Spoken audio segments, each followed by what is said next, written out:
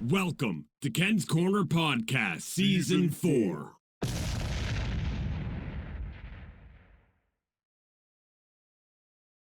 Hi, everyone. It's Ken from Ken's Corner. And guess what? We're back with the fan panel. In fact, we're with the same fan panel we started in year 2022. And here we are, 2025, guys. So I don't know if we haven't driven each other nuts yet, but apparently we're all still here and willing to talk Leaf hockey. And that's what's important, right? So we're going to have a roll call first. We'll start with JT up in Thunder Bay. JT, how's your snow going? The guys are wondering if you're getting snowed under today.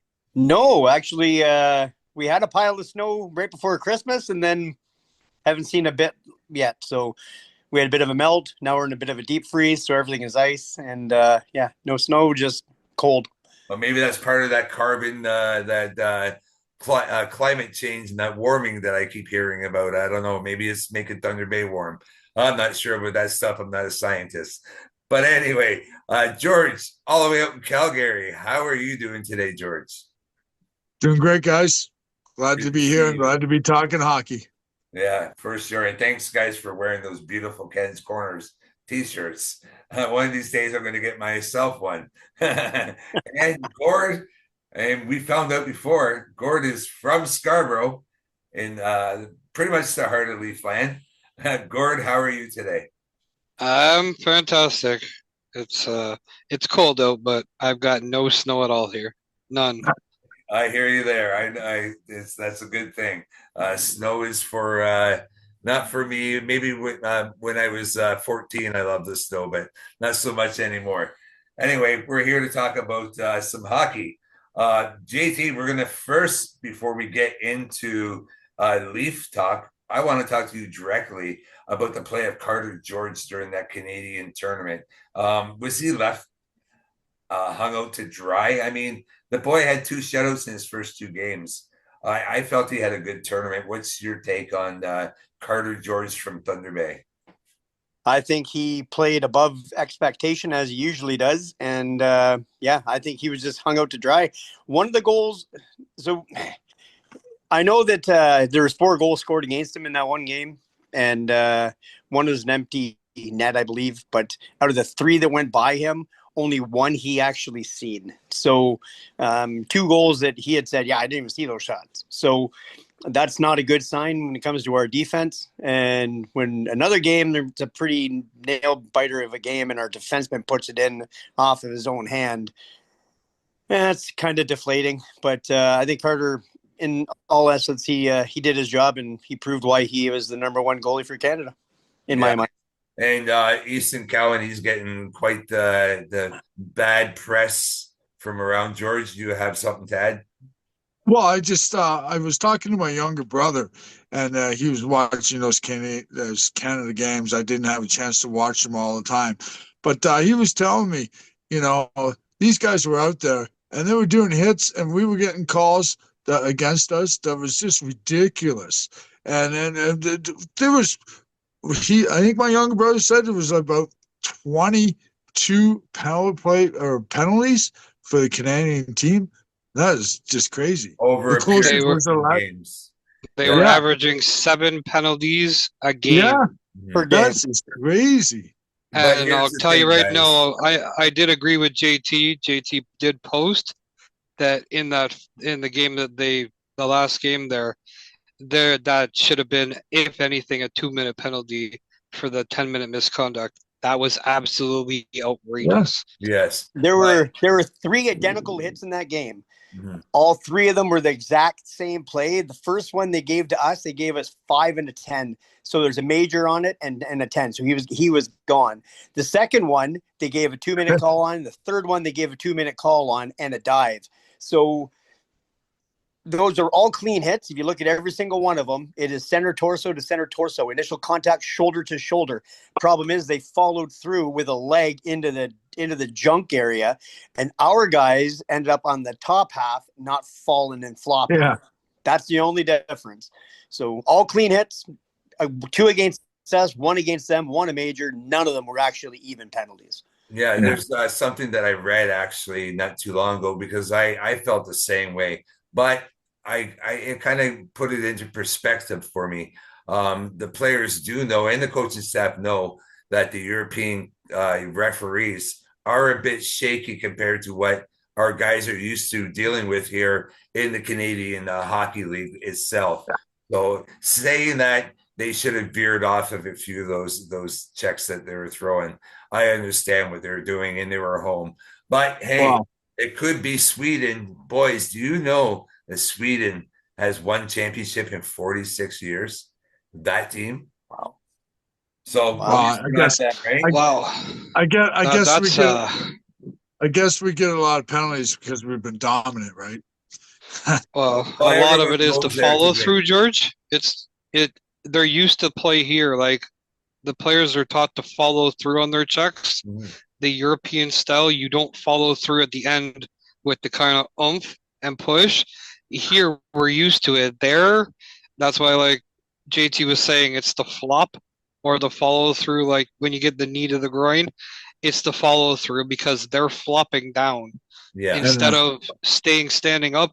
If you look at the Canadian and American game, there was no flopping. It was straight on hits that game, and I will say that game Canada did not deserve to win that game. Yeah. They played absolutely atrocious from many different aspects, but you can't, no matter how good Carter George was, you cannot win a game when you're averaging 7 penalties a game through the process. It's impossible. You're putting your team down 7 times. It's impossible to win. It's just, I mean, it's 11 in the one game. Oh yeah, I'm saying their overall for the whole tournament was averaged at 7 penalties a game. Okay, well, it kind of sucked watching all that Canadian stuff lose. I really hope for a better turnout next month in the Four Nations Cup. Really hoping that even for Brad Marchand, that Canada. Did you hear Brad Marchand is asking Montreal fans not to boo him in Montreal because he's from Canada? That's besides the point. Okay, guys, we have had some good hockey to watch, though. Geez, the Leafs are now running. Well, I know the last 3 anyway that are important to me. The 2 wins against the Islanders, which is somewhat Craig Berube style of hockey. But then there's that banger of a game last night. And that's the one I want to talk about against Boston. George, did we come out checking and finishing our checks and given the oomph, like Gord said, is over here in North America? I loved everything about that game. Playing the team Boston. Playing Boston is our rivals. And I loved everything about that game. Boston doesn't look like the team that they were, and that's for sure. But now we look like a team that wants to run over Boston. And I'm happy about that. Swayman doesn't look so good when he doesn't have Allman to back him up, right? Well, saying Swayman, thank you for leading me into this one, because now Joseph Woll has defeated his American counterpart in the last 3 games that he's faced them. So there is that. Gord, before the game, everyone has pretty much written off Auston Matthews. He's going long-term. And guess what? We're going to use this $13 million. We're all planning on bringing in 2 or 3 players, LA, Las Vegas, or maybe Tampa Bay. And lo and behold, Matthews says, screw that noise. I'm in the lineup. Were you surprised in how evaluate his performance last night? Well, I will say this. I did sleep through last night's game. I taped it. I rewatched it. And I will say this. There was projections that he was either coming back in the Boston game or in the Philadelphia game. Am I surprised? No. I think what more surprised me of anything is the amount of energy, the amount of, as I said, grit and oomph that he did come out with. He was hitting. He was forechecking and getting in there grinding like usually Knies does, and he wasn't afraid to take a hit. I think as much as you want to write that 13 million off and bring in 3 or 4 guys, he's the captain. If he feels like he's going to play, he's going to play. I mean, you look at it, Knies' first goal. I mean, honestly, Matthews just kind of threw the puck at Knies at the net, and Knies just did everything else. I mean, Knies' hat trick goal from behind the net, it was Matthews in there on the forecheck. Takes the puck right out to Knies, back of the net. Yeah. I think he played phenomenal last night, and I think as long as he can stay healthy and he's going to be continuing to get whatever treatment he needs, if he feels like he's going to play, Berube is going to put him in. You can't take a star like that out of the lineup. You're right. That check on McAvoy shows us that Auston Matthews came to play last night. And thank you for bringing up Matthew Knies, because JT, that's your analyst. We want your evaluation on. Actually, I want to start it off with Craig Berube did confirm that he wasn't too happy with the play of Matthew Knies since that hit that he took that put him out of the lineup from Las Vegas' Zach Whitecloud back last month. And he would like to see Matthew Knies play with a bit of recklessness. Did you see this in last night's game against Boston? 100%. I think Matthews, when he comes in, not only does he bring his physicality of the game up, everyone on his line and everyone on the other lines, they see it, they feed off it, and they become monsters. And Matthew Knies is no different. I think, he's playing a little shadow there for a little while, but he didn't have Matthews with him. Once Matthews came back, and I think he got a little slap in the hand for playing more tentatively, he came in and played his game. That's a Matthew Knies game. He is gritty, down in your face. He should fight you off that puck every time, and that's what he does. That's what he's known for.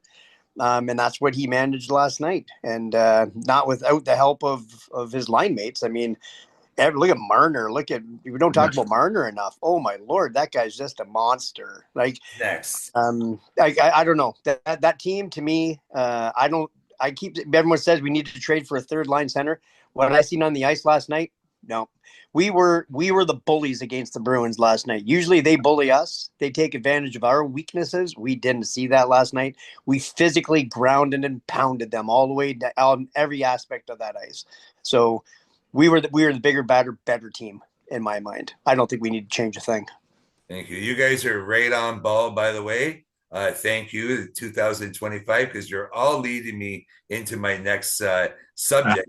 George, we're going to talk about Mitch Marner. Wow, he is now 4th in the league in points with a 5-point night last night.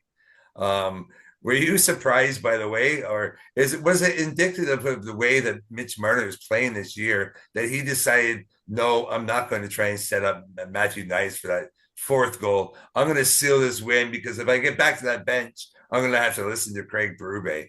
Your thoughts on Mitch Marner and his play of late? Well, Mitch Marner is my favorite. I got his back all the way through, and I will always have his back. He's one of the best passers in the NHL, and he can set up a lot of people. He can make a lot of people look really good, and he wasn't taking it away from Knies. He could have gave it to Knies, but just get it in the net, get it over and done with, and this is Boston. You've seen how we got goals and they came right back. Bam, bam, bam. There was goal after goal. And you know what? There's a time and a place to help somebody out to get them a bigger head. But just put it in net, get it over and done with. Marner, like I said, I will say a lot about him. I love him. I think he's a good hockey player. I think he's good for our team. Thank you. Gord, at the start of the year, you made an interesting call. Keep an eye on one Philip Myers. Guess what? Philip Myers has signed a 2-year, $875,000 contract to continue as a depth part of the Leafs. Let's talk about Philip Myers and your feelings and why you made that call earlier in the year. Well, because if you look at him from previous years, he's very similar to Tanev, except for the block shots. He's not afraid to hit. He's not afraid to get the puck out. And if you actually look at it, and my personal opinion is he's been better than Connor Timmins and a few of the others as of recently.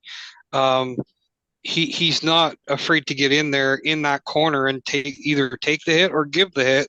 I think he has been playing absolutely phenomenal. That's why I made that call at the beginning of the year, because if you watch him from previous years, that's how he's played. I personally think them bringing Tanev and him in shows that, again, we needed that. When we lost Luke Shen, we needed that guy.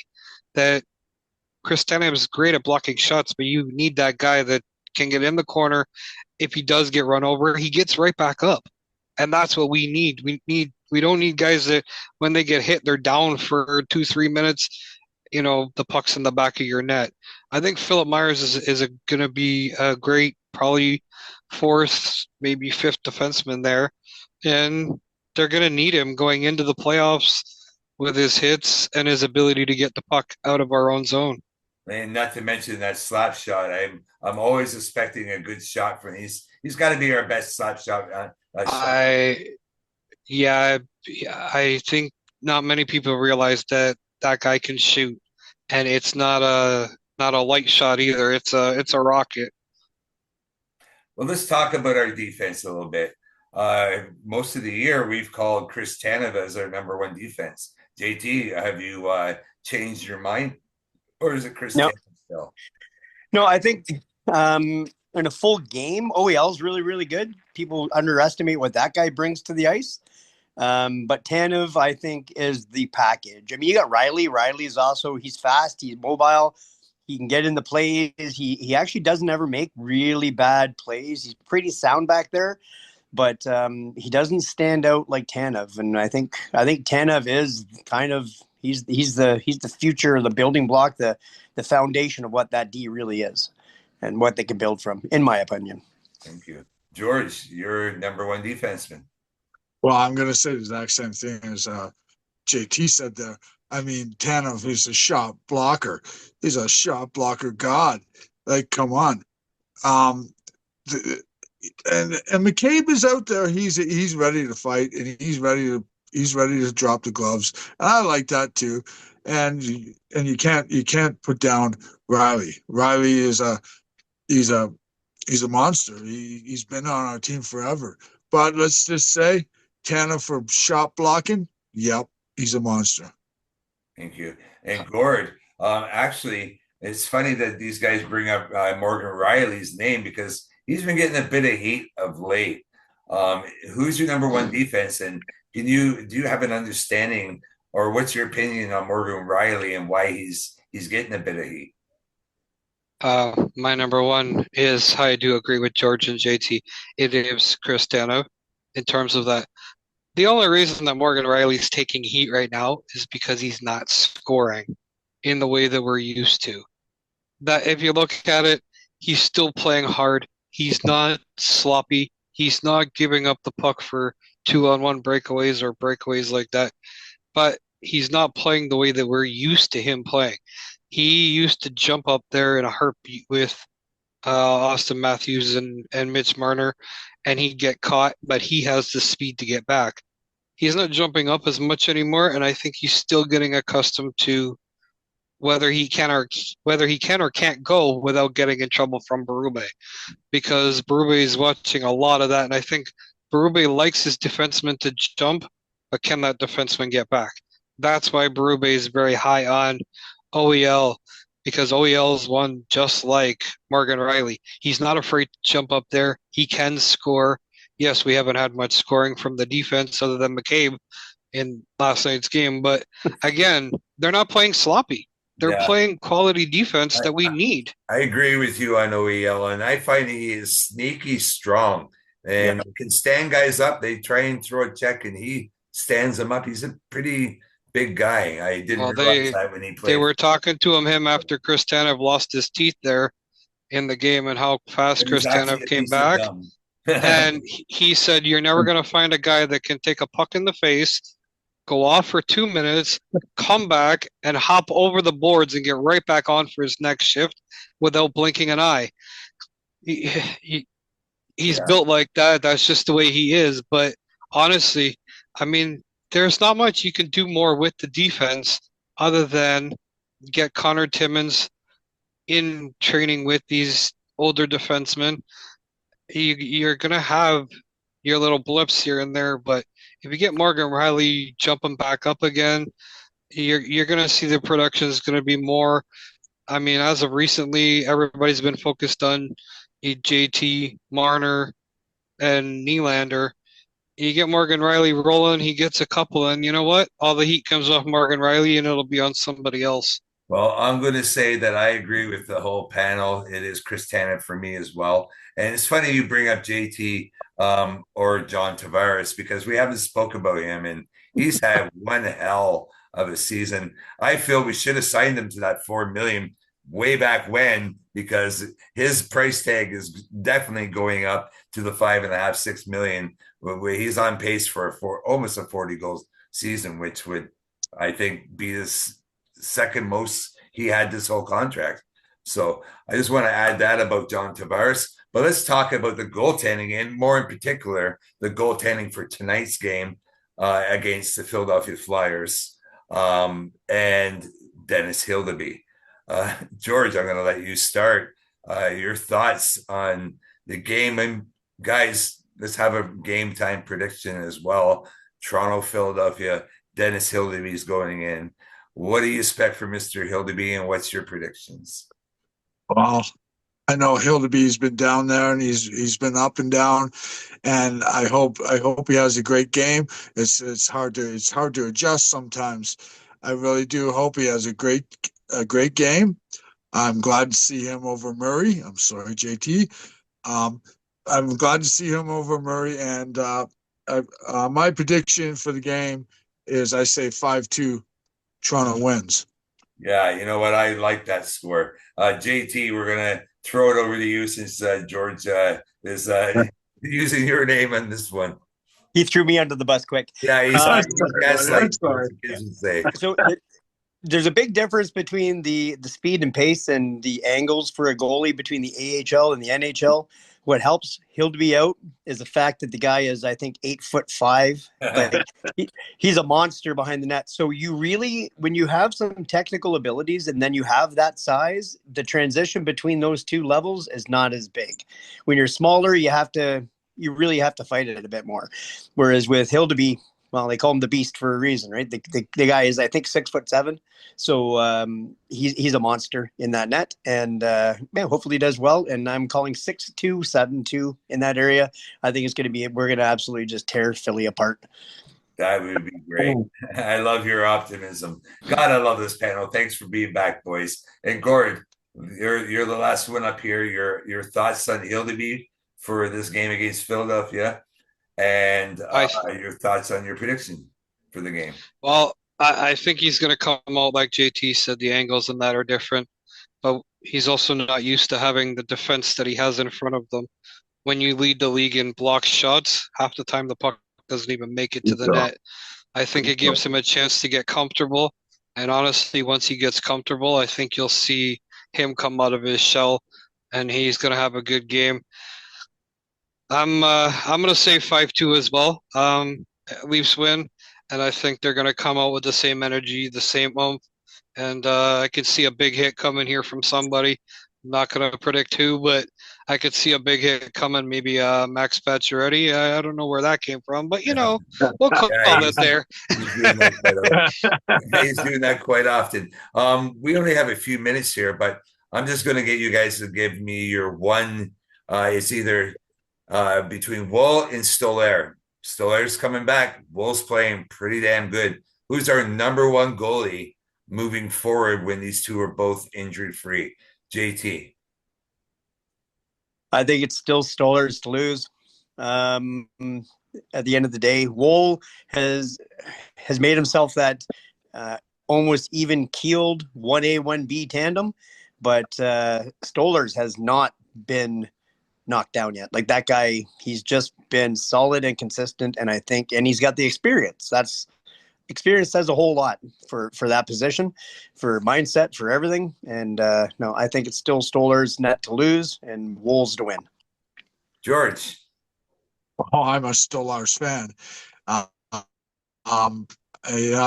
hope that time that he's been off, and it makes him great, and he comes back and he's our goaltender. I'm happy with it, Stolarz. And Gord, you're the final thought here. I agree with both of them. I think it's Stolar's job to lose. I think there is going to be a 1A, 1B combination here going in.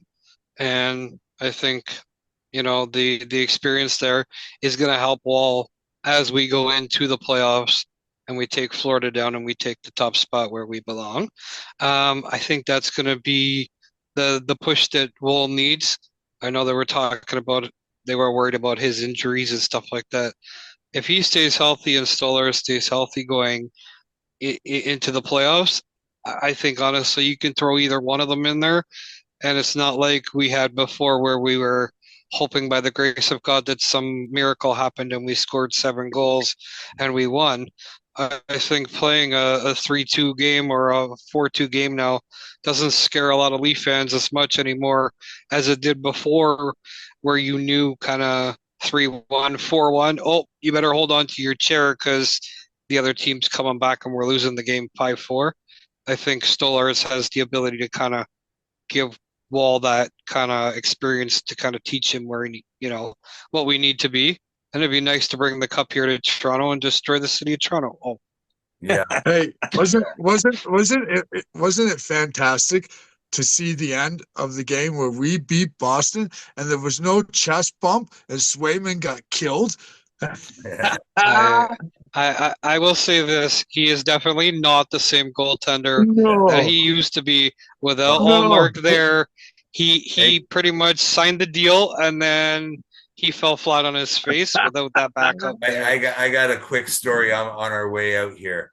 I went for a radio station meeting, and it was about moving forward with the Stovall Spirit, our local junior team that I'm part of the team there. But the gentleman named Ron who runs the program, he says, well, I have to go see, Ken, the hockey game. I said, oh, you're going to see the Leafs play? He goes, no, I'm going to see the Boston Bruins play. I said, oh, you're going to see the Boston Bruins lose, are you? And I let him have it when we beat them. I actually let him have it when it was 5-3, and then they scored that 5-4, and I put, oops, and then Auston Matthews opened that, and I said, Auston Matthews. So anyway. I think it's definitely a different team that you're seeing this year for a lot of the teams, and I think there's a lot of readjusting. But I think it was Dallas's coach that said it perfectly. You used to be able to come in here, or Toronto would come into town, and you could literally run them over with hits, with big hits, and stuff like that. And he literally said live on the interview at Dallas radio, you can't do that anymore. They've bulked up. They've learned how to take hits, and they've learned how to literally get in there and grind the game out. I don't think you're going to see these big boys anymore or that getting run over anymore.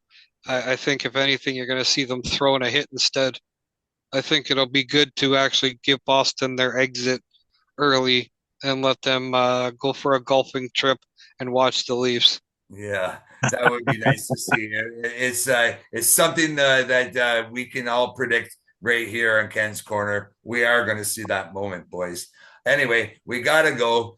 See you guys all next week. Thank you so much. Watch that Leaf games because they're on every 2 day, boys. We got lots to talk about next time we see each other. I'm Ken from Ken's Corner. I'm here with JT from Thunder Bay, George out there in Calgary, and Gord, Go Leafs go. Scarborough boy. Go Leafs go. Go Leafs go, guys. My name's Ken. We're here on Ken's Corner Leaf fan panel. Happy New Year, boys. Happy New Year, everybody. Happy New Year.